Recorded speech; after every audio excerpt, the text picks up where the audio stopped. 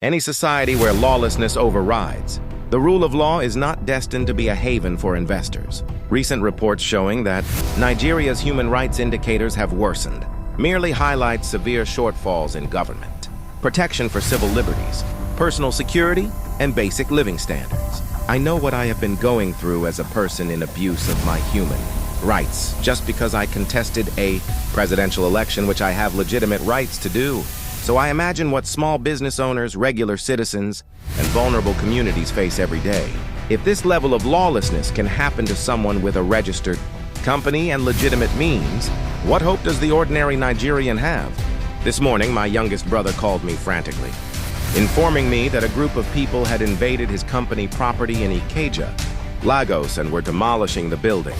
He had just come in from Port Harcourt and was denied entry to the property by security men who told him the building was being pulled down.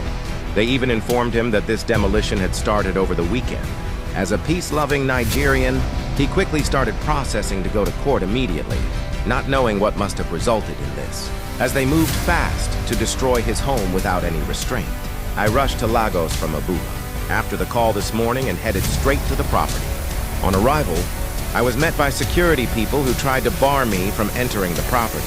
I humbly pleaded with them that the property belonged to my brother's company, and from the records, the company had owned the property for over a decade. They told me they had a court judgment, and I immediately requested it. You would not believe that the court judgment they claim was issued against an unknown person and squatters.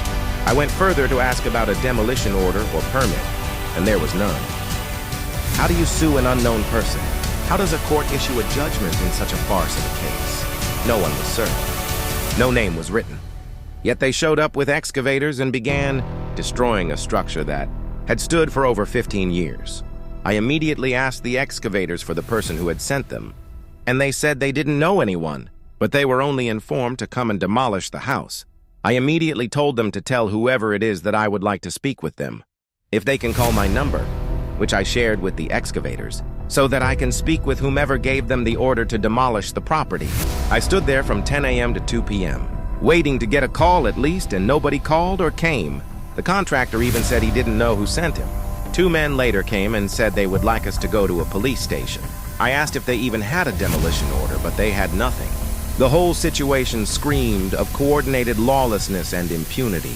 Our country has become lawless. A new Nigeria is possible. P.O.